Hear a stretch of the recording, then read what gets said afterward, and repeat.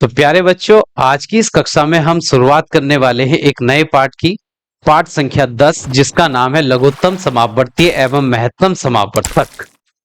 इस प्रश्नावली में हम जो टॉपिक पढ़ने वाले हैं, इस जिन टॉपिकों पर आधारित ये प्रश्नावली है, वो टॉपिक कुछ इस प्रकार हैं। चलिए समझते हैं पहले कौन कौन से टॉपिक इस प्रश्नावली में कौन कौन से टॉपिक पर हम चर्चा करने वाले हैं। तो पहला टॉपिक है यहाँ पर किसी संख्या के अपवर्तक।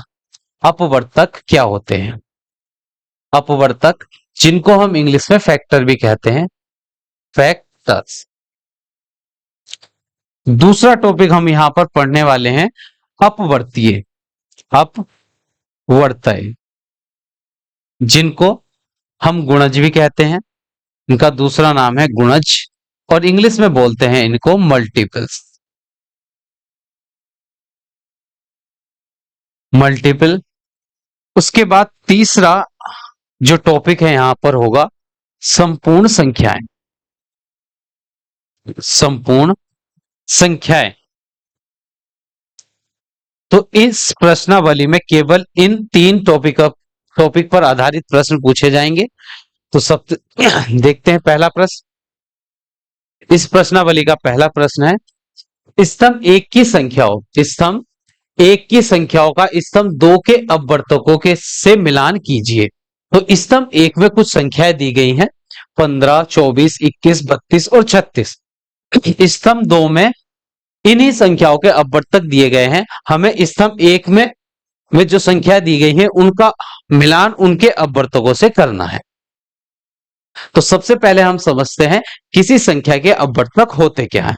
पहले इस टॉपिक को समझेंगे। अपवर्तक, जिनको हम इंग्लिश में बोलते हैं फैक्टर। तो इसकी परिभाषा है कोई संख्या जिन जिन संख्याओं से पूरी पूरी विभाजित हो जाती है, कोई संख्या जिन जिन संख्याओं से पूरी पूरी विभाजित हो जाती है, वह संख्याएं उस संख्या की अपवर्तक कहलाती हैं। उस संख्या की अपवर्तक कहलाती हैं। जैसे हमारे पास कोई संख्या है, इस परिभाषा में कहा गया है कोई संख्या जिन जिन संख्याओं से पूरी पूरी विभाजित होगी। तो कोई संख्या हम मान लेते हैं जैसे 8। एक संख्या हमारे पास है 8। अब 8 जिन जिन संख्याओं से पूरी पूरी विभाजित होगी, वही संख्याएं इस 8 की अपवर्तक होंगी। तो अब देखते हैं 8 किस किस संख्या से पूरा पूरा विभाजित होगा। अब ये पूरा पूरा विभाजित होने का मतलब समझते हैं हम। जब हम 8 को भाग करते हैं 1 से, 1 इकट्ठे हो जाएंगे 8, 8 में से 8 घटाएंगे आ जाएगा 0। तो जब हमें शेषफल प्राप्त होता है किसी एक संख्या से दूसरी संख्या को भाग करने पर, जब हमें शेषफल 0 प्राप्त होगा, तो हम कहेंगे कि पहली वाली संख्या दूसरी वाली को पूरा पूरा विभाजित करती है। तो जैसे एक से हमने 8 को भाग किया, तो 1 इकट्ठे 8, 8 में से 8 घटाएंगे 0, शेषफल आया है 0। तो हम कहेंगे 1 ने 8 को पूरा पूरा विभाजित कर दिया है। तो इसलिए 8 भी इसका एक अपवर्तक है। उसके बाद 8 जो भागफल आता है वो भी इसका पूर्ण विभाजक होगा, क्योंकि जब हम 8 से 8 को भाग करेंगे, 8 से 8 एकन 8, तो शेषफल कितना आएगा 0। तो जब 1 से भाग करने पर 8 को शेषफल 0 आया था, तो जो इस बार जो भागफल आया था ये 8 से जब हम 8 को भाग करेंगे तब भी शेषफल कितना आएगा 0। यानी कि 1 भी इसका अपवर्तक है और 8 भी इसका अपवर्तक होगा। उसके बाद हम 2 से भाग कर देखते हैं कि 2 इसका पूर्ण भाजक है या नहीं। जब हम 8 को 2 से भाग करेंगे तो 2 चौक 8, तो यहां भी शेषफल 0 आ गया है। तो कहने का मतलब है 2 ने 8 को पूरा पूरा विभाजित कर दिया है, इसलिए 2 भी इसका अपवर्तक है और जो भागफल आया है वो भी इसका अपवर्तक होगा। तो 4 भी इस 8 का विभाजक अपवर्तक है। उसके बाद हम 3 से भाग करके देखते हैं कि 3 से पूरा पूरा विभाजित होगा 8 या नहीं। करते हैं 3 दूनी 6, 8 में से 6 घटाएंगे आएगा 2। तो यहां पर शेषफल बचा है 2। यानी कहने का मतलब यह है कि शेषफल 2 8 को पूरा पूरा विभाजित नहीं करता है, इसलिए संख्या 3 जो है 8 को पूरा पूरा विभाजित नहीं करती है, इसलिए 3 8 का अपवर्तक नहीं है। फिर हम 4 से विभाजित कर देखते हैं 8 को, तो 4 दूनी हो जाते हैं 8, 8 में से 8 घटाएंगे शेषफल आएगा 0। यानी कि 4 संख्या इस 8 का अपवर्तक है। तो अपवर्तक में हमने 4 को पहले से ही लिख रखा है, इसलिए हमने इस 8 के सभी अपवर्तकों को ज्ञात कर लिया है। 8 के अपवर्तक आए हैं 1 2 4 8।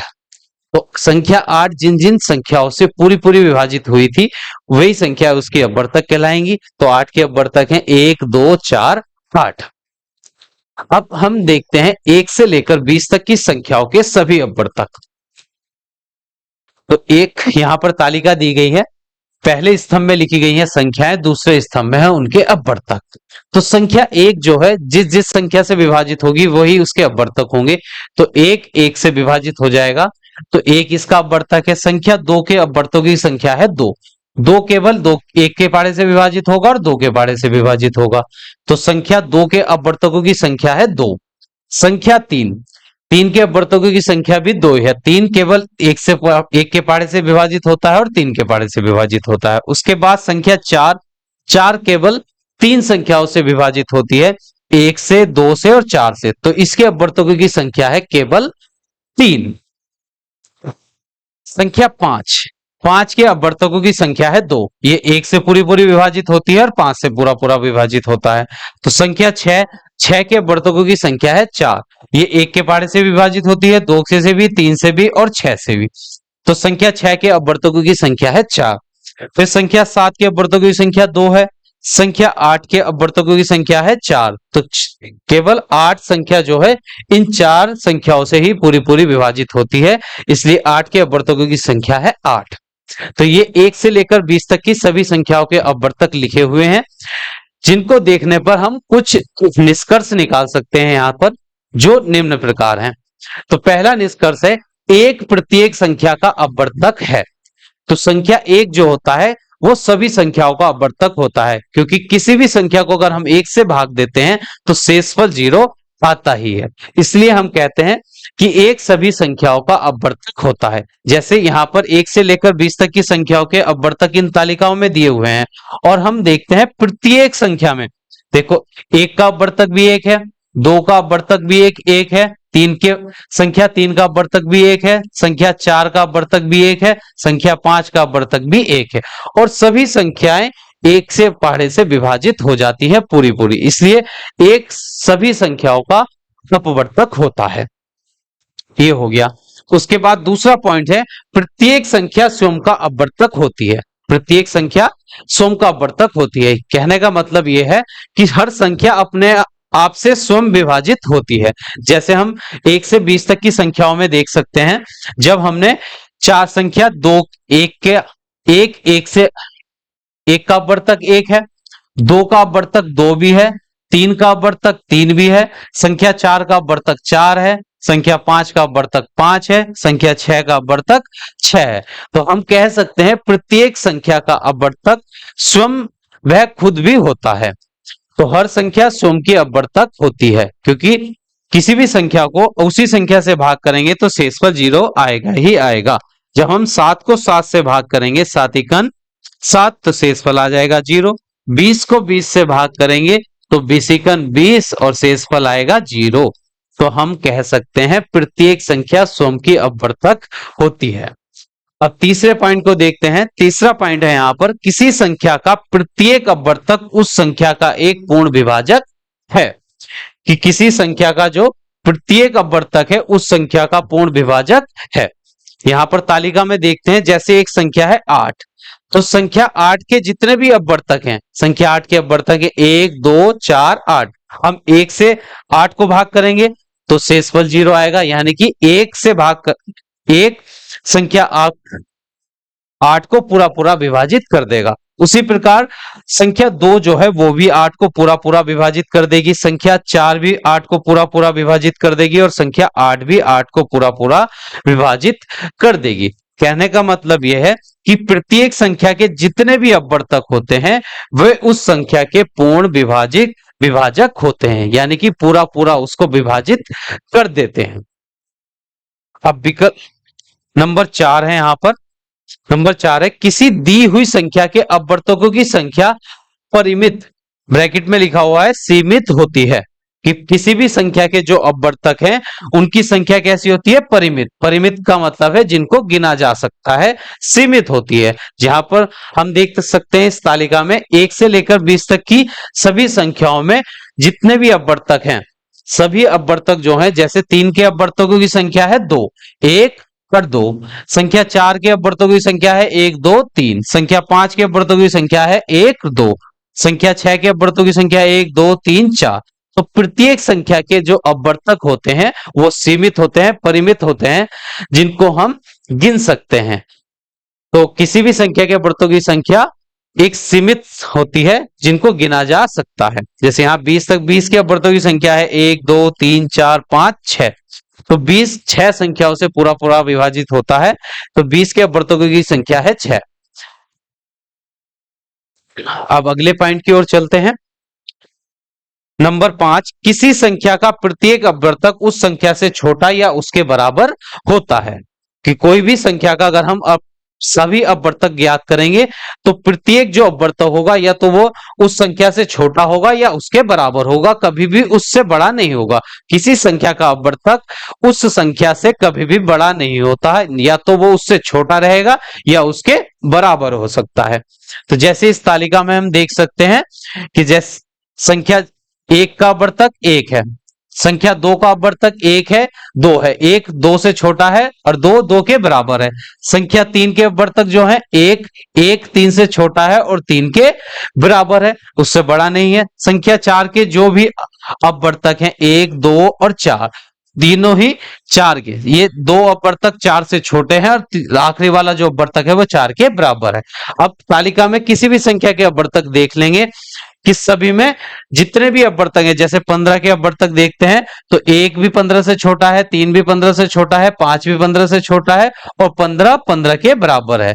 तो किसी भी संख्या के जो अपवर्तक होते हैं वो या तो उससे छोटी संख्या होते हैं या उसके बराबर हो सकते हैं, कभी भी उससे बड़ा नहीं हो सकता। किसी संख्या का अपवर्तक उस संख्या से कभी भी बड़ा नहीं हो सकता। तो ये कुछ पॉइंट थे अपवर्तकों के। अब हम प्रश्न संख्या 1 की ओर चलते हैं।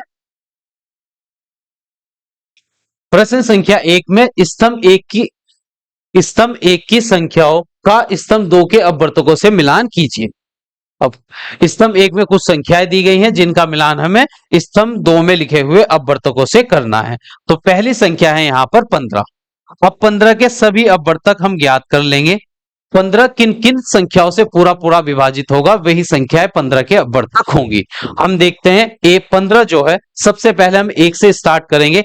1 के पहाड़े से 1 सभी संख्याओं का अपवर्तक होता है, तो 1 15 का अपवर्तक 1 है। उसके बाद 2 से 15 विभाजित पूरा पूरा नहीं होगा, 2 सत्ते 14, उसमें शेष बल बच जाएगा 1।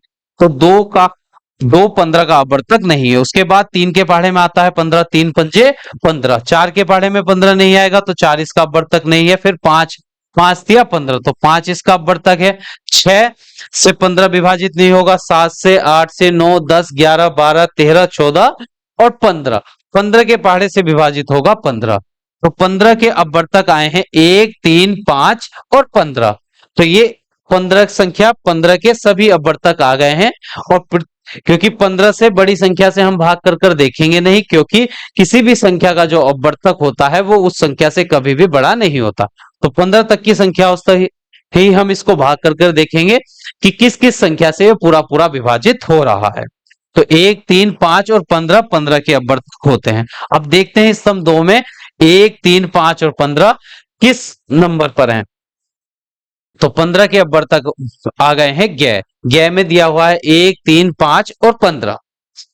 उसके बाद दूसरी संख्या देखते हैं। अब हम यहां पर दूसरी संख्या है 24। तो 24 के अपवर्तक से उसका मिलान करना है। तो 24 का सबसे छोटा अपवर्तक क्या होगा, 1। 1 सभी संख्याओं का अपवर्तक होता है और किसी संख्या का सबसे बड़ा अपवर्तक वह संख्या खुद होती है। तो 24 का सबसे आखिरी वाला जो अपवर्तक होगा वो होगा 24 और सभी संख्या इनके बीच की होंगी। अब हम विकल्प में देखकर बता सकते हैं कि 1 और 24 किस संख्याओं में सबसे बड़ा अपवर्तक 24 किस विकल्प में लिखा हुआ है। यहां पर हम देखते हैं 1 और 24, सबसे छोटा अपवर्तक 1 है और सबसे बड़ा अपवर्तक यहां पर 24 है। तो 24 का अपवर्तक 1 भी है, 24 है। उसके बाद ये और चेक कर लेते हैं 2 से भी 24 पूरा पूरा विभाजित हो जाएगा 12 बार। 3 से 3 अट्ठे 24, 6 चौक 24 और 6 के पहाड़े में 6 चौक 24, चार छंग भी 24 होते हैं और 12 दूनी 24, यानी कि ये सभी संख्याएं 24 को पूरा पूरा विभाजित कर रही हैं, इसलिए 24 के अपवर्तक हो जाएंगे अणय में लिखी हुई सभी संख्याएं। अब संख्या 21 के अपवर्तक हमें ढूंढने हैं। 21 किन किन संख्याओं से पूरी पूरी विभाजित होगी?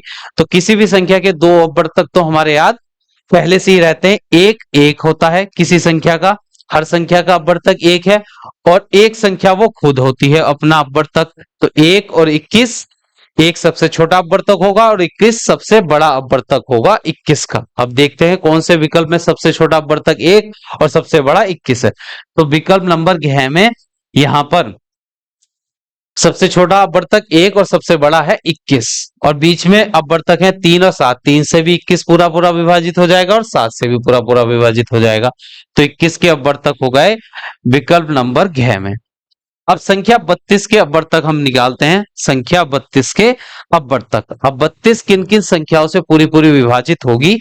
तो एक, कोई भी संख्या एक से, सभी संख्या एक से विभाजित होती है तो एक भी इसका अपवर्तक होगा, और सबसे बड़ा अपवर्तक होता है वही संख्या। तो सबसे बड़ा अपवर्तक होगा 32 का 32 ही।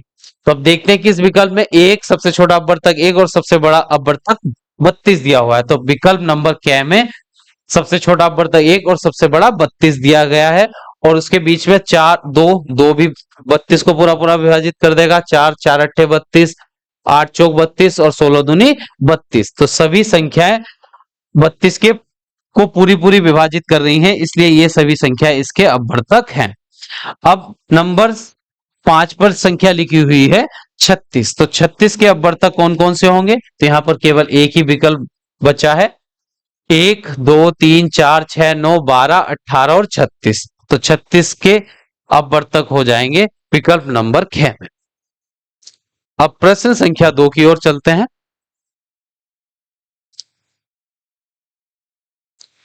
प्रश्न संख्या 2 है, निम्नांकित संख्याओं के प्रथम 5 गुणज लिखिए।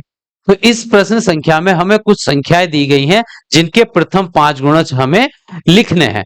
अब सबसे पहले प्रश्न हमारे दिमाग में यह उठता है कि किसी संख्या के गुणज क्या होते हैं? आखिर ये गुणज होते क्या है जिनके क्योंकि प्रत्येक संख्या के हमें प्रथम 5 गुणज ज्ञात करने हैं, तो हमें सबसे पहले यह पता होना चाहिए कि गुणज होते क्या हैं।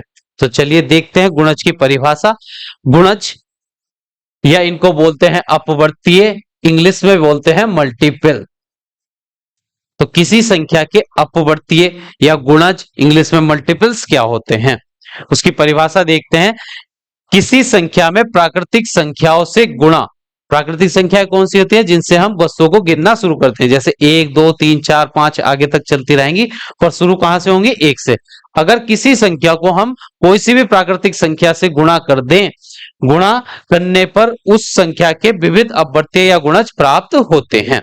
तो जैसे अब एक उदाहरण लेते हैं, जैसे हमारे पास एक संख्या है 4, तो 4 के गुणज हमें ज्ञात करने हैं। तो 4 को हम किसी भी प्राकृतिक संख्या से गुणा कर दें तो जो संख्या प्राप्त होगी वो 4 का गुणज होगी। तो जैसे 4 का हमें पहला गुणज ज्ञात करना है, तो पहले के लिए हम 4 की गुणा 1 से कर देंगे, 4 × 4। तो 4 अपना आप स्वयं का भी एक गुणज होगा। उसके बाद 4 की गुणा अगर हम प्राकृतिक संख्या 2 से कर दें तो 4 दूनी 8 आएगा। तो 8 जो संख्या है वो 4 का एक अपवर्तीय है, गुणज है। 4 की गुणा अगर हम 3 से कर दें तो 4 तिया 12। तो ये संख्या जो आई है 12, ये 4 का अपवर्तीय है, ये 4 का गुणज है, ये 4 का मल्टीपल्स है। तो अगर हम किसी भी संख्या को प्राकृतिक संख्या से गुणा कर दें तो जो संख्या प्राप्त होगी वह उस संख्या का अपवर्तीय संख्या होगी। तो जैसे यहां पर एक एग्जाम्पल दिया गया है 6 का अपवर्तीय। 6 के अपवर्तीय कौन से हैं? 6 12 18 24 36 30। क्योंकि 6 की गुणा 1 से करेंगे तो 6 × 6, 6 की गुणा 2 से करेंगे 6 दूनी 12, 6 की गुणा 3 से करेंगे 6 × 18, 6 चौक 24, 6 पंजे 30 और 6 छंग 36। तो 6 की संख्या अगर हम किसी भी प्राकृतिक संख्या से करेंगे और गुणा करने के बाद जो संख्या प्राप्त होगी वो 6 के अपवर्तीय होगी। अब किसी संख्या के अपवर्तीय से संबंधित कुछ बिंदु हम देख लेते हैं। पहला बिंदु है यहां पर, कोई संख्या अपने प्रत्येक अपवर्तक का अपवर्तीय होती है। कोई भी संख्या जो है अपने प्रत्येक अपवर्तक का अपवर्तीय होती है। जैसे इस टॉपिक को समझते हैं हम। जैसे हमारे पास एक संख्या है, जैसे हमारे पास एक संख्या है 4, या एक संख्या हम लेते हैं 6। 6 के पहले हम सबसे पहले अपवर्तक लेते हैं। सभी अपवर्तक, अपवर्तक कौन से होते हैं अभी हमने सीखे हैं कि जो 6 को पूरा पूरा विभाजित कर देंगे वे सभी संख्याएं 6 की अपवर्तक होंगी। तो 6 को अगर हम 1 से भाग करेंगे, 1 सभी संख्या का अपवर्तक होता है। 1 से भाग करेंगे, भाग हो जाएगी। 2 से भाग करेंगे, 2 तिया 6, और 3 से भाग करेंगे, 3 दूनी 6, और फिर 6 के पहाड़े से। तो 6 के केवल 4 अपवर्तक होते हैं। तो पहले बिंदु में यहां पर बताया है कि कोई संख्या अपने प्रत्येक अपवर्तक का अपवर्तीय होती है। कोई संख्या अपने प्रत्येक अपवर्तक का। अब यहां देखें इसके अपवर्तक कौन से हैं, 1 है, 2 है, 3 है और 6 है। तो एक जो अपवर्तक है उसका अपवर्तीय क्या है, 6 है, क्योंकि 1 की गुणा अगर हम 6 से करेंगे प्राकृतिक संख्या से 6 आ जाएगा। अपवर्तक 2 की गुणा अगर हम 3 से करेंगे तो आ जाएगा 2 तिया 6। तो जो अपवर्तक है उसका अपवर्तीय क्या है, 6 है। संख्या 3, अगर 3 की गुणा हम 2 से करें, प्राकृतिक संख्या 2 से करेंगे तो आ जाएगा 6। तो अपवर्तक 3 का अपवर्त्य क्या होगा, ये वही संख्या आ जाएगी। अगर 6 की गुणा हम करेंगे प्राकृतिक संख्या 1 से तो उत्तर भी कितना आएगा, 6। तो किसी संख्या के जितने भी अपवर्तक होते हैं सभी अपवर्तकों की वह अपवर्तीय कहलाती है। वह संख्या सभी अपवर्तकों की अपवर्तीय होती है। अब दूसरे, जैसे एक एग्जाम्पल और लेते हैं, जैसे 12। अब 12 जिन जिन संख्याओं से पूरी पूरी विभाजित होगी वे होंगे इसके अपवर्तक। तो 1 के पहाड़े से 12 विभाजित हो जाती है, 2 छंग 12, 3 चौक 12, और फिर 4 तिया 12, 6 दूनी 12 और 12 कन 12। तो ये सभी संख्याएं 12 के अपवर्तीय हैं। तो 12 के अपवर्तियों की संख्या है 1, 2, 3, 4, 5, 6। तो केवल 6 ही संख्याएं हैं जो 12 को पूरा पूरा विभाजित कर देती हैं। अब हम देखते हैं जितने भी अपवर्तक है सबका अपवर्तीय ये 12 है या नहीं। देखो 1 की गुणा अगर 12 से करेंगे तो 12 आ जाएगा। कहने का मतलब है एक संख्या जो है, एक अपवर्तक जो है वो 12 का एक का अपवर्तीय 12 है। संख्या 2 का अपवर्तीय भी 12 है, 2 छंग हो जाएंगे 12, 3 चौक 12, फिर 4 तिया 12, 6 दूनी 12 और 12 कन 12। तो कहने का मतलब है किसी संख्या के जितने भी अपवर्तक होते हैं उन अपवर्तकों का अपवर्तीय वह संख्या होती है। अब बिंदु नंबर 2, दूसरे बिंदु को देखते हैं। किसी संख्या का प्रत्येक अपवर्तक उस संख्या से बड़ा, किसी संख्या का प्रत्येक अपवर्तीय उस संख्या से बड़ा या उसके बराबर होता है। किसी संख्या का प्रत्येक अपवर्तीय, यहां पर लिखा हुआ है अपवर्तीय, इस बिंदु में यहां पर है अपवर्तीय। किसी संख्या का प्रत्येक अपवर्तीय उस संख्या से बड़ा या उसके बराबर होता है। तो किसी भी संख्या के जो अपवर्तीय होंगे, जैसे हम एक उदाहरण लेते हैं, यहां पर एक संख्या है 6। तो 6 के जब हम अपवर्तीय लिखेंगे तो 6 कन 6, 6 दूनी 12, 6 तिया 18, 6 चौक 24, 6 पंजे 30, और ऐसे ही आगे तक चलते रहेंगे 6 6 बढ़ते हुए। तो 6 के जितने भी अपवर्तीय आए हैं वो सभी, या तो पहला अपवर्तीय 6 जो है वो उसके बराबर है, और सभी जो संख्या आ रही है वो सभी 6 से बड़ी हैं। तो किसी संख्या के जो भी अपवर्तीय होते हैं वो या तो उस संख्या के बराबर होते हैं या उससे बड़े होते हैं, उससे छोटा। किसी संख्या का अपवर्तीय उससे छोटा, उससे छोटी संख्या नहीं होती है। जैसे 9 है, अगर 9 के अपवर्तीय लिखेंगे तो 9 का 9, 9 दूनी 18, 9 तिया 27, 9 चौक 36, उसके बाद डॉट डॉट। कहने का मतलब यह है 9 के जितने भी अपवर्तीय आएंगे या तो वो 9 के बराबर होंगे, तो 9 के बराबर अपवर्तीय है 9, फिर 9 से बड़े ही होंगे। तो जितनी भी संख्या 9 के अपवर्तीय होंगे वो 9 से बड़े होंगे। कोई भी संख्या उससे छोटा उसका अपवर्तीय नहीं होगी। ये हमारा था बिंदु 3। और किसी संख्या के अपवर्तियों की संख्या अपरिमित होती है। अपरिमित का मतलब है जिनको गिना ना जा सके। तो किसी भी संख्या के जो अपवर्तीय होते हैं वे होते हैं अनंत, अपरिमित, जिनको ना गिना जा सके। क्योंकि 36 के बाद अब आ जाएगा 42, फिर 48, 54, 60, फिर 66, ऐसे ही 6 6 बढ़ते रहेंगे। जैसे जैसे हम ये संख्या किसके 6 के अपवर्तीय हम लिख रहे थे, यहां गलत हो गया, जैसे 9 के अपवर्तीय थे 9, 18, 27, 36, 45, 54, 63, 72, 81, 90, 99, 108, ऐसे ही 9 9 करके आगे बढ़ते रहेंगे। ये संख्या 9 के जितने भी अपवर्तीय होंगे या तो वे 9 के बराबर है या 9 से बड़े हैं। और किसी भी संख्या के अपवर्तियों की संख्या होती है अपरिमित, जिनको हम गिन नहीं सकते, इतने अपवर्तीय उस संख्या के हम ज्ञात कर सकते हैं। अब पॉइंट नंबर 3 है, प्रत्येक संख्या स्वयं का एक अपवर्तीय है, क्योंकि हर संख्या खुद का अपवर्तीय होती है। जैसे हम यहां पर कोई संख्या लेते हैं, संख्या है हमारे पास 12, तो 12 का पहला ही अपवर्तक हो जाएगा 12 कन 12, क्योंकि 12 एक प्राकृतिक संख्या 1 से गुणा करने पर 12 आ जाएगा। अगर संख्या लेंगे 16, तो 16 की गुणा प्राकृतिक संख्या 1 से करेंगे तो आ जाएगा 16 कन 16। तो प्रत्येक संख्या का जो पहला अपवर्तीय होता है वह संख्या खुद ही होता है। तो हर संख्या स्वयं का अपवर्तीय होती है। अब नंबर 4, किसी संख्या में प्राकृतिक संख्या 1 2 3 4 से गुणा करने पर उस संख्या के विभिन्न अपवर्तीय प्राप्त होते हैं। अगर हम कोई सी भी संख्या लें, उसकी गुणा किसी भी प्राकृतिक संख्या से करेंगे तो जो संख्या प्राप्त होगी वह उस संख्या की अपवर्तीय होगी। जैसे हम एक संख्या लेते हैं 25, अगर 25 की गुणा हम प्राकृतिक संख्या 10 से कर दें तो कितना हो जाएगा 250। तो 25 का अपवर्तीय आ जाएगा 250। तो किसी भी संख्या की गुणा अगर हम कोई सी भी प्राकृतिक संख्या से करेंगे और गुणा करने के बाद जो संख्या आएगी वह उस संख्या की अपवर्तीय कहलाएगी। अब चलते हैं प्रश्न संख्या 2 की ओर। ये सभी पॉइंट उम्मीद करता हूं आपकी समझ में अच्छे से आ गए होंगे। प्रश्न संख्या 2 है, निम्नलिखित संख्याओं के प्रथम 5 गुणज लिखिए। तो अब यहां पर पहली संख्या दी गई है 3। अब संख्या 3 के प्रथम 5 गुणज लिखेंगे। तो पहला गुणज निकालने के लिए 3 की गुणा करेंगे 1 से, तो 3 एकम 3। दूसरा गुणज निकालने के लिए 3 की गुणा 2 से करेंगे, 3 दूनी 6। तीसरा गुणज निकालने के लिए 3 की गुणा 3 से करेंगे तो 3 तिया 9। चौथा गुणज निकालने के लिए 3 की गुणा 4 से करेंगे, 3 चौक 12। और पांचवा गुणज निकालने के लिए 3 की गुणा 5 से करेंगे, 3 पंजे 15। तो संख्या 3 के देखते हैं, 3 के प्रथम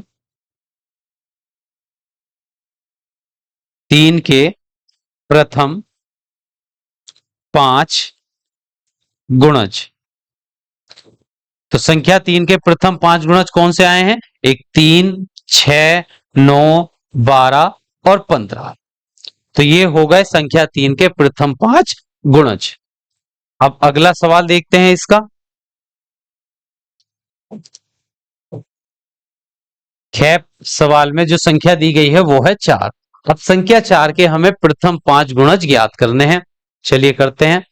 संख्या 4 का पहला गुणज निकालने के लिए हम इसे पहली प्राकृतिक संख्या 1 से गुणा करेंगे, 4 एकम 4। दूसरा अब गुणज निकालने के लिए 2 से गुणा करेंगे, 4 दूनी 8। तीसरा निकालने के लिए 3 से गुणा करेंगे, 4 तिया 12। फिर 4 की गुणा 4 से, 4 चौक 16। 4 की गुणा 5 से करेंगे, 4 पंजे 20। तो 4 के प्रथम 5 गुणज आए हैं 4, 8, 12, 16 और 20। 4 के प्रथम 5 गुणज 4, 8, 12, 16 और 20 है। तो संख्या 4 के भी हमने प्रथम 5 गुणज ज्ञात कर लिए हैं। अब संख्या 5 गै प्रश्न में दिया गया है, गै सवाल है। संख्या 5 के हमें गुणज ज्ञात करने हैं। लिखते हैं गै। प्रश्न संख्या 2 का गै है। संख्या दी गई है 5। तो 5 के हमें प्रथम 5 गुणज ज्ञात करने हैं। तो पहले हम 5 की गुणा करेंगे 1 से, 5 एकम 5। 5 की गुणा 2 से करने पर आ जाएगा 5 दूनी 10। 5 की गुणा 3 से करेंगे, 5 तिया 15। 5 की गुणा 4 से करेंगे, 5 चौक 20। और 5 की गुणा 5 से करने पर आ जाएगा 5 पंजे 25। तो संख्या 5 के गुणज आ गए हैं प्रथम 5 गुणज। तो लिखते हैं 5 के प्रथम 5 गुणज। तो वो है 5, 10, 15, 20 और 25 है। तो संख्या 5 के भी हमने प्रथम 5 गुणज ज्ञात कर लिए हैं। अब अगला प्रश्न देखते हैं। सवाल नंबर घ है 9। सवाल नंबर घ में संख्या दी गई है 9 और 9 के भी हमें प्रथम 5 गुणज ज्ञात करने हैं। चलिए इनको यहां पर कर लेते हैं। घ सवाल में जो संख्या दी गई है संख्या है 9। 9 के प्रथम 5 गुणज हमें ज्ञात करने हैं। तो 9 की गुणा पहली प्राकृतिक संख्या 9 × 9, फिर 9 की गुणा 2 से करेंगे 9 दूनी 18, 9 की गुणा 3 से करने पर 9 × 27, फिर 9 की गुणा 4 से करेंगे तो 9 चौक 36, 9 की गुणा 5 से करने पर आ जाएगा 9 पंजे 45। तो संख्या 9 के प्रथम 5 गुणज आ गए हैं। 9 के प्रथम 5 गुणज। तो संख्या 9 के प्रथम 5 गुणज हैं 9, 18, 27, 36, 45 हैं। तो संख्या 9 के प्रथम 5 गुणज हमने ज्ञात कर लिए हैं। अब अगले प्रश्न की ओर बढ़ते हैं। प्रश्न संख्या 2 समाप्त हो जाती है। अब प्रश्न संख्या 3 पर चलते हैं। प्रश्न संख्या 3 है, स्तंभ 1 की संख्याओं का स्तंभ 2 के साथ मिलान कीजिए। स्तंभ 1 में कुछ संख्याएं दी गई हैं और स्तंभ 2 में कुछ विकल्प दिए गए हैं जिनका मिलान हमें करना है। तो संख्या 5 देखते हैं इनमें से कौन सा विकल्प इसका सही होगा। तो 5, 15, संख्या 15 जो है वो 7 का गुणज, पहले उसमें दिया गया है, यहां पर है गुणज। तो 7 का गुणज नहीं होता है 15, क्योंकि 7 से अगर हम 15 को भाग करेंगे तो शेषफल कभी भी 0 नहीं आएगा, या कोई सी भी ऐसी प्राकृतिक संख्या नहीं है जिसकी गुणा अगर हम 15 की गुणा किसी प्राकृतिक संख्या से करें और 7 आ जाए। उसके बाद 20 देखते हैं। 8, 8 भी 15 का गुणज नहीं है। 15, तो संख्या 15 जो है वो 8 का गुणज नहीं है, क्योंकि 8 की गुणा अगर हम 1 से करेंगे 8 × 8, 8 की गुणा 2 से करेंगे 8 दूनी 16, 8 की गुणा 3 से करेंगे 8 × 24। तो अगर हमें ये देखना है कि कोई संख्या किसी का गुणज है या नहीं, तो जिस संख्या को हमें देखना होता है उस संख्या से भाग कर देंगे उस संख्या को। जैसे 8 से अगर हम 15 को भाग करेंगे तो पूरा पूरा विभाजित नहीं होगा, तो हम कह सकते हैं 15 का गुणज, 15 जो है 8 का गुणज नहीं होगी। अब देखते हैं 15 50 का अपवर्तक। 15 संख्या जो है 50 का अपवर्तक है। तो 50 का अपवर्तक होने का मतलब है अगर हम 15 से 50 को भाग करेंगे तो 50 पूरा पूरा विभाजित हो जाएगा। पर 15 से जब हम 50 को भाग करेंगे तो 15 × 45 और 5 शेषफल बच जाएंगे। तो यह 15 से 50 पूरा पूरा विभाजित नहीं होगा, इसलिए 15 जो है 50 का अपवर्तक नहीं है। उसके बाद 30 का अपवर्तक। अब देखते हैं 15 संख्या जो है 30 का अपवर्तक है या नहीं। जब हम 15 से 30 को भाग करेंगे तो 15 दूनी 30, 15 से पूरा पूरा विभाजित हो जाएगा 30, इसलिए संख्या 15 जो है 30 का अपवर्तक है। उसके बाद संख्या दी गई है 2, संख्या है 20, दूसरी संख्या है 20। अब देखते हैं 20 किसका अपवर्तक है। 20 7 का गुणज 20 नहीं है, क्योंकि 7 की गुणा अगर हम किसी प्राकृतिक संख्या से करेंगे तो 20 नहीं आएगा। 8 की गुणा भी किसी संख्या से करेंगे तब भी 20 नहीं आएगा। और 50 का अपवर्तक 20 से अगर हम 50 को भाग देंगे तो 50 पूरा पूरा नहीं घटेगा, इसलिए 20 50 का अपवर्तक नहीं है। तो विकल्प बढ़ जाता है 20। कोई संख्या स्वयं का अपवर्तक होती है, ये हमने अभी पीछे सीखा है। तो 20 से अगर 20 को भाग देंगे तो शेषफल आएगा 0। कहने का मतलब है 20 20 का अपवर्तक है। अब संख्या है 16। अब देखते हैं संख्या 16 का मिलान किससे होगा।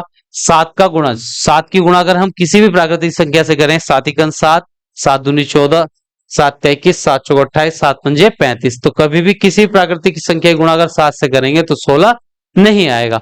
अब अगला विकल्प है 8 का गुणज। तो 8 की गुणा 1 से करने पर 8 × 8, 8 दूनी 16। अगर 8 की गुणा हम प्राकृतिक संख्या 2 से कर रहे हैं तो 16 आ रहा है, इसका मतलब है 8 का गुणज 16 है। तो 16 का मिलान हो जाएगा ख से। फिर संख्या है 25। 25 7 का गुणज है, 7 का गुणज नहीं होगी, क्योंकि कोई ऐसी प्राकृतिक संख्या नहीं है जिसकी गुणा अगर हम 7 से करें और उत्तर हमारा 25 आ जाए।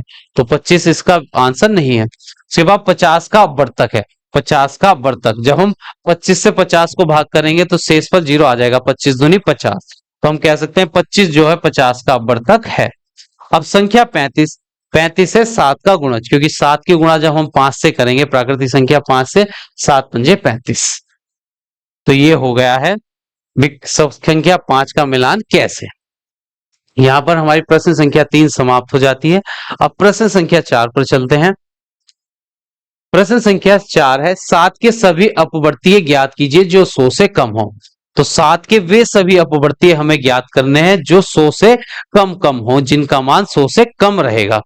तो 7 का अब लिखते हैं, 7 के सभी अपवर्तीय, सभी अपवर्तीय, अपवर्तय जो कि 100 से कम, जो कि 100 से कम,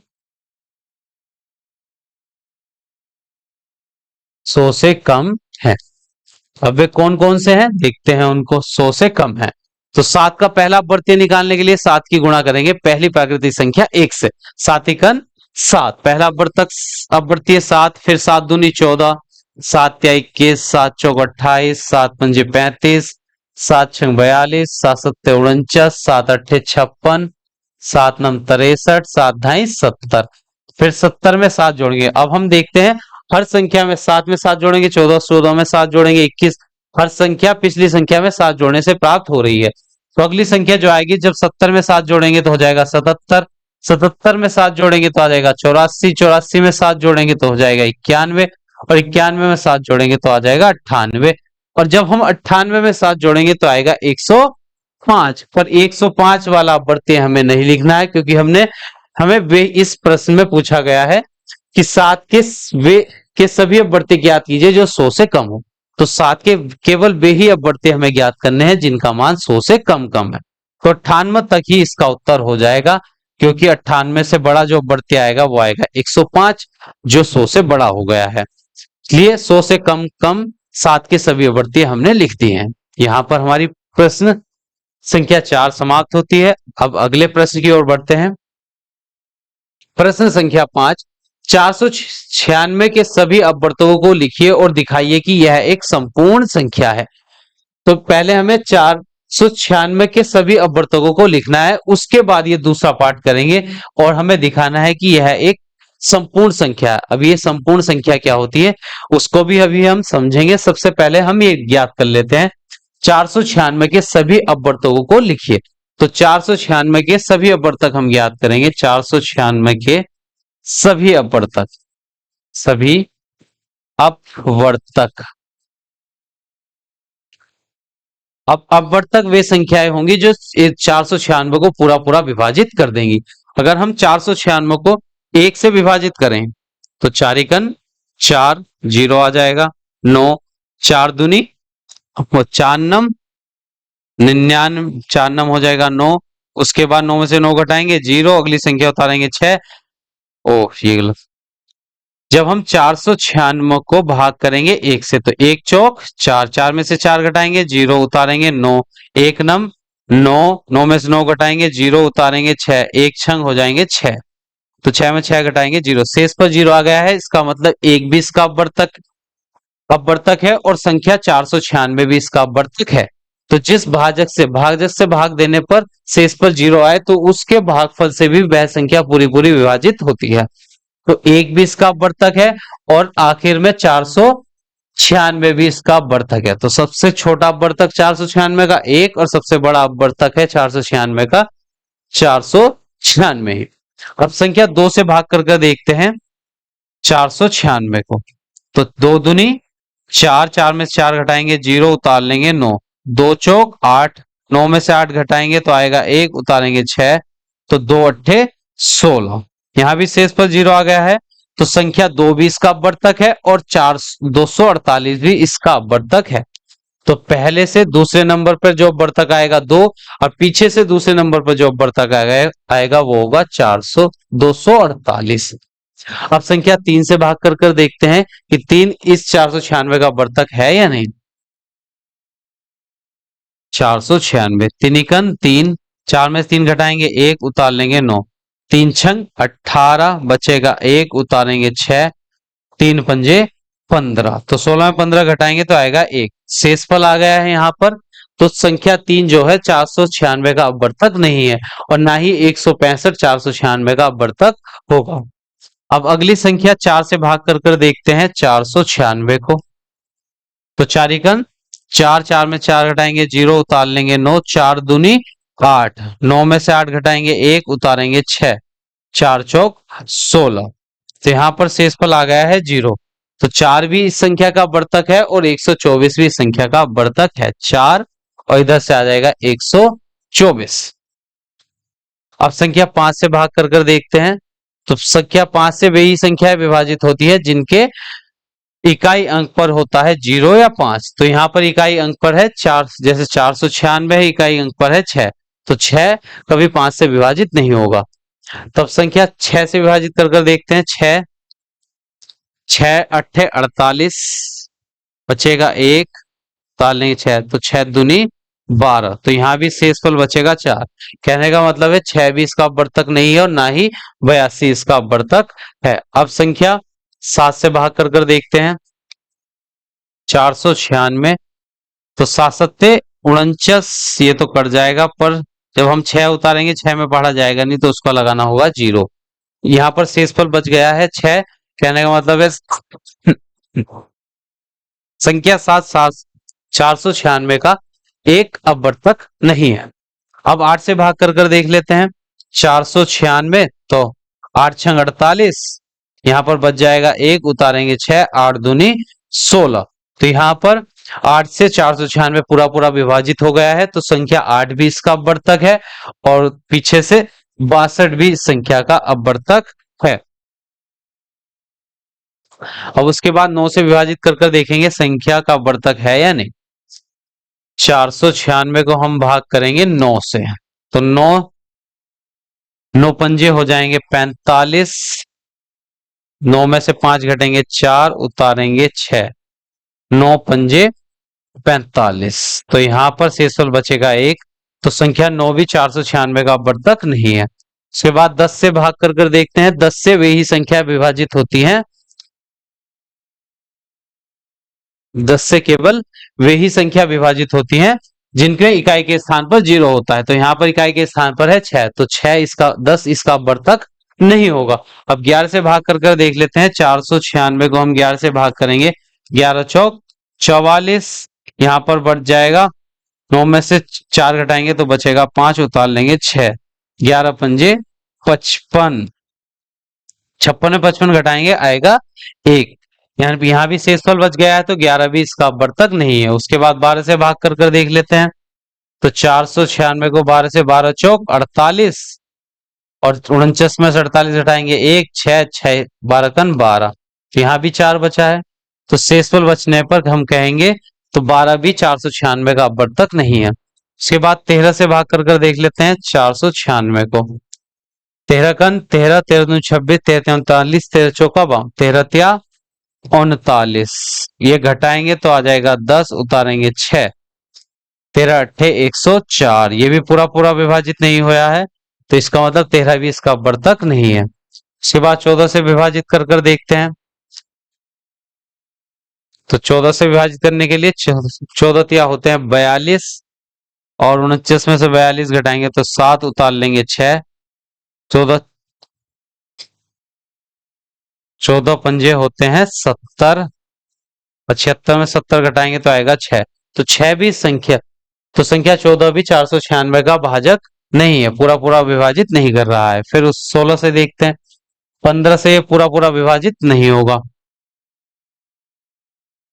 उसके बाद 16 से 16 या 48, 16 के पाड़े से विभाजित हो जाएगा। 496 को जब हम 16 से भाग करेंगे, 16 या 48, 49 में से 48 घटाएंगे 1 बचेगा, उतार लेंगे 6, 16 कन 16, यानी कि 16 भी इसका अपवर्तक है और संख्या 21 भी इसका अपवर्तक होगा।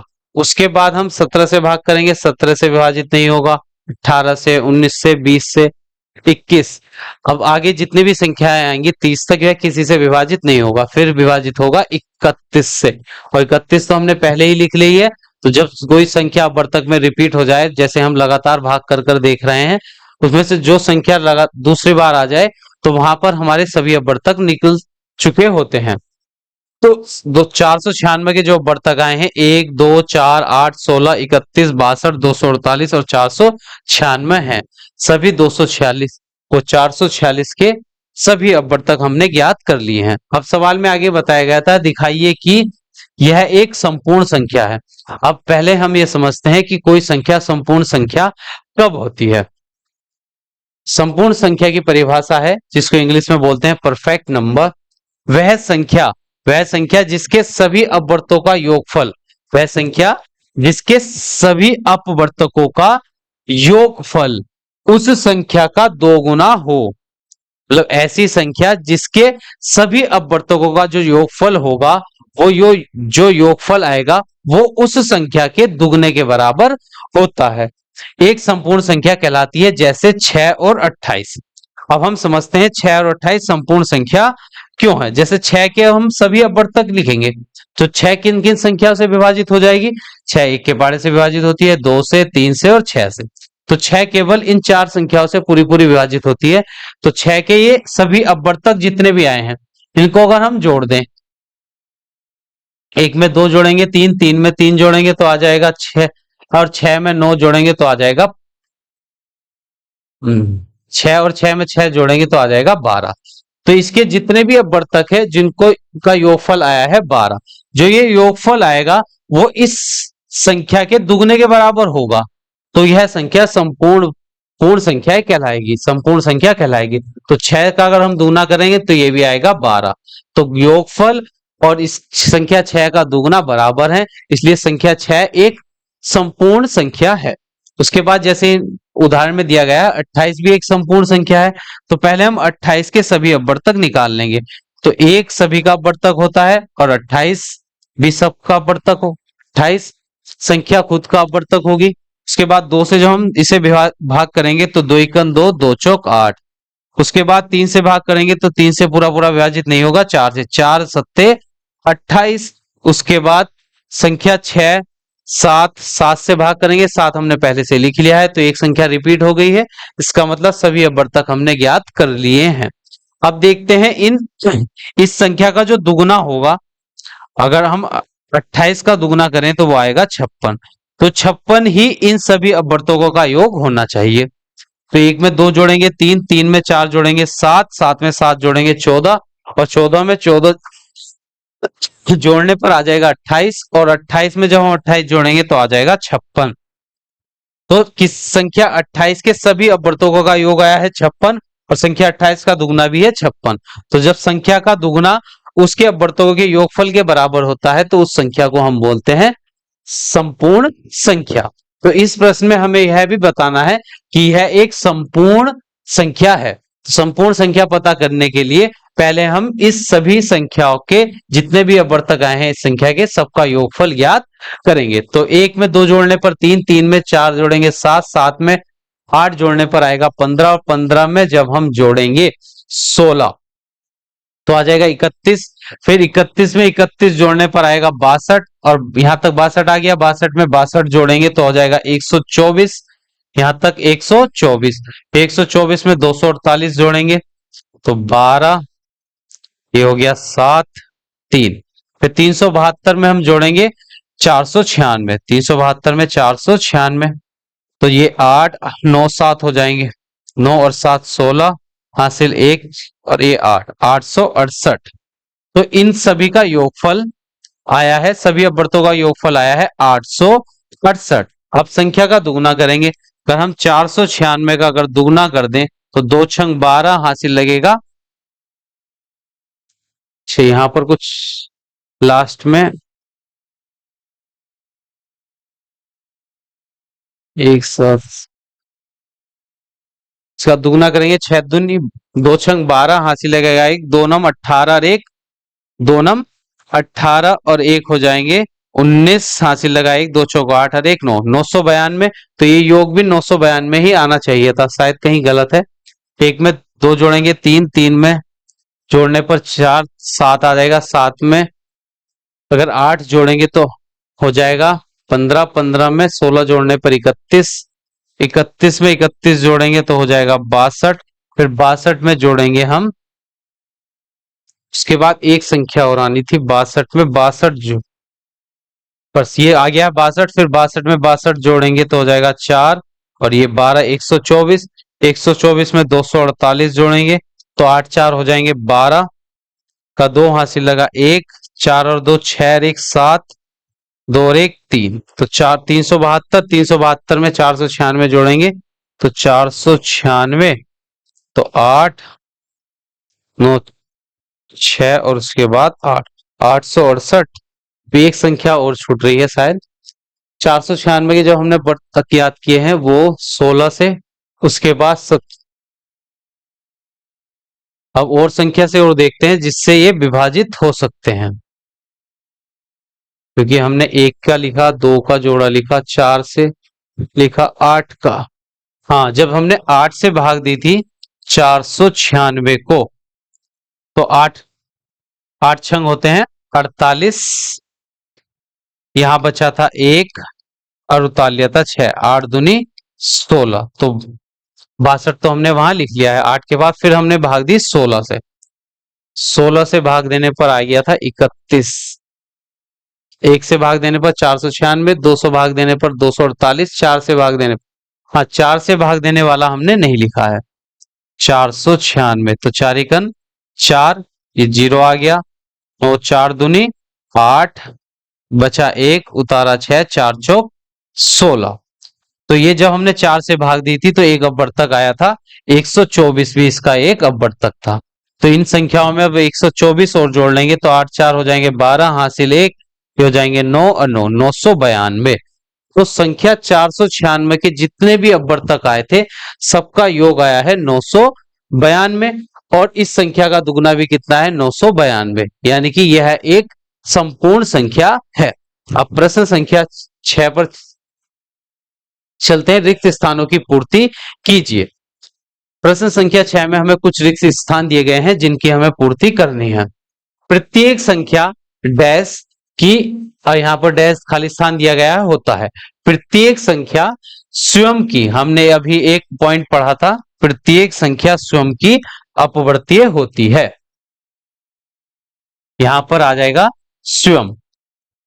प्रत्येक संख्या स्वयं की अपवर्तक होती है, अपवर्तक होती है, क्योंकि कोई भी संख्या हो वो खुद के पहाड़े से विभाजित हो जाती है। तो कोई भी संख्या, प्रत्येक संख्या स्वयं की अपवर्तक होता है, स्वयं का अपवर्तक होती है। अब दूसरा, प्रत्येक संख्या का पूर्ण विभाजक उसका, प्रत्येक संख्या का पूर्ण विभाजक, तो किसी भी संख्या का पूर्ण विभाजक, पूर्ण विभाजक का मतलब जो उसे पूरा पूरा विभाजित करते, तो उस संख्या को क्या कहते हैं हम, उसका अपवर्तक होता है। प्रत्येक संख्या का पूर्ण विभाजक उसका अपवर्तक होता है। जैसे संख्या है 16, अगर 16 को हम 4 से भाग करेंगे, तो 16 को जब हम 4 से भाग करेंगे तो 4 चौक आ जाएंगे 16, यानी कि 4 ने 16 को पूरा पूरा विभाजित कर दिया है। इसका मतलब 4 जो होगा 16 का अपवर्तक कहलाएगा। विकल्प नंबर, खालिस्तान नंबर 3 है, किसी संख्या का प्रत्येक अपवर्तक उस संख्या से, किसी संख्या का प्रत्येक अवयव अपवर्तक, हमने अभी सीखा है, तो कोई भी संख्या हो उसका अपवर्तक या तो उससे संख्या से छोटा होता है या उसके बराबर होता है। अपवर्तक जो रहता है किसी भी संख्या का, या तो उसके बराबर होगा या उससे छोटा होता है।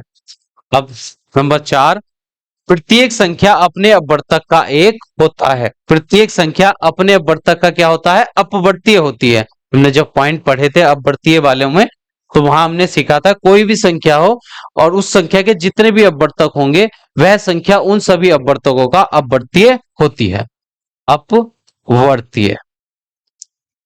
उसके बाद 78 के अपवर्तक हैं, तो 78 के सभी अपवर्तक हमें लिखने हैं। 78 किस किस से विभाजित होगा, जब 1 से भाग करेंगे 78 को तो आ जाएगा 78, तो सबसे छोटा अपवर्तक होगा 1 और सबसे बड़ा अपवर्तक होगा 78। फिर 2 से भाग करेंगे तो आएगा 2 तिया 6, 1 बचेगा 2 नम 18, तो सबसे 2 का अपवर्तक आ गया है 39, 2 भी अपवर्तक है। उसके बाद 39, फिर 3 से अगर हम इसको भाग करें 3 से ही बिगड़ जाएगा, 3 एकन 3, नहीं 3 दूनी 6, 1 बचेगा 3 छंग 18। उसके बाद 4 से अगर हम इसको भाग करें, 4 से पूरा पूरा विभाजित नहीं होगा, 5 से विभाजित नहीं होगा, 6 से हो जाएगा, तो 6 से भाग करेंगे, 6 एकन 6, एक बचेगा और 6 तिया 18, एकन 6 और 6 तिया 18। उसके बाद 78 किससे विभाजित होगा? 8 के पहाड़े 7 से विभाजित नहीं होगा, 8 से भी नहीं, 9 से नहीं, 11, 12, 12। उसके बाद 13, 13 हमने लिख लिया है, 13 छंग 78। तो 13 के ये सभी अवर्तक आ गए हैं जिनसे 13 पूरा पूरा विभाजित हो जाता है। वे सभी संख्याएं हमने लिख दी हैं। तो यहां पर हमारी प्रश्नावली 10A समाप्त होती है।